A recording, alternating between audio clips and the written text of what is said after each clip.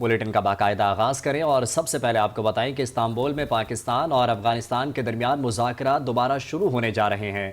پاکستان نے ترکی کی میزبانی میں مذاکراتی عمل بحال کرنے پر رضامندی ظاہر کر دی۔